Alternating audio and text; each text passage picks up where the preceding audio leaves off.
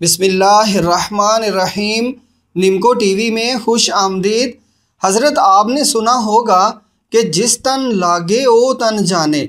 तो जिसको सरदर्द हो रहा होता है उसे ही पता होता है कि उस पर क्या बीत रही है। सरदर्द की कई वजूहात हो सकती हैं। बाज़ औक़ात मैदे में ख़राबी की वजह से भी ये दर्द होता है और बाज़ औक़ात किसी पर जादू बंदिश वगैरह हो तो भी सरदर्द रहना एक आम इलामत होती है। जिन्नात के असर की वजह से भी सरदर्द और सर पर बोझ रहता है और ये सरदर्द आम सरदर्द से ज़रा मुख्तलिफ होता है। इसमें सर बिल्कुल खाली लगता है और ऐसे लगता है जैसे सर के अंदर आवाज़ें गूंजती हैं और शदीद दुखन रहती है। तो आप इस अमल के साथ साथ निमको टीवी पर बताए गए तरीक़े से जादू भी चेक कर लें, ताकि अगर जादू की वजह से दर्द हो तो फिर चैनल पर मौजूद जादू के इलाज से इलाज भी किया जाए। तो वैसे सरदर्द के रूहानी इलाज के लिए आप असर की नमाज के बाद ये दम करें, दुरूद इब्राहिमी 1 बार या वहाबू एक सांस में 14 बार, दुरूद इब्राहिमी 1 बार।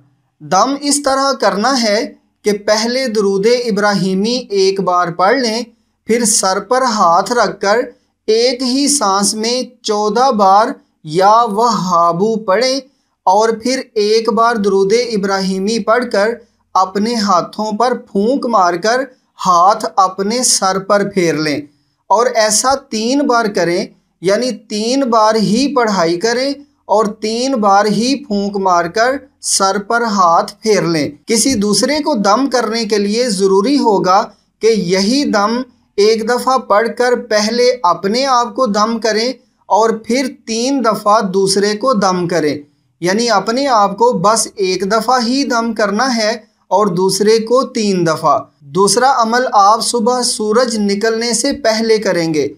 बावुज़ू खड़े होकर मंदरजा झैल पढ़ाई इस तरतीब से पढ़ें: दुरूद इब्राहिमी 1 बार, सूरत फलक 3 बार, सूरत नास 3 बार, दुरूद इब्राहिमी 1 बार। फिर अपने दोनों बाजू मुकम्मल ऊपर की तरफ हवा में उठाकर हवा में 3 फूंके मार दें।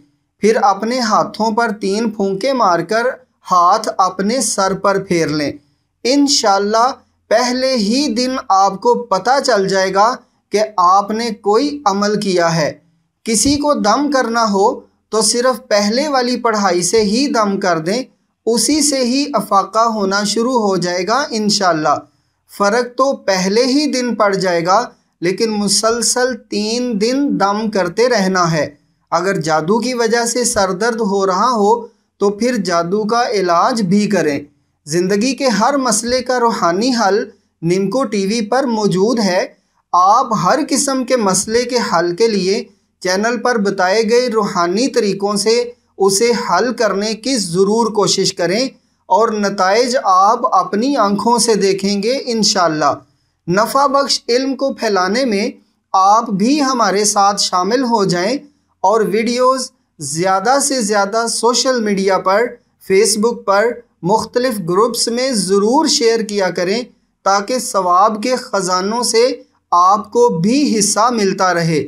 अल्लाह हम सब को दूसरों के रास्ते आसान करने की तौफ़ीक अता फ़रमाए और हमारी इस काविश को अपनी बारगाह में कबूल व मंजूर फ़रमाए।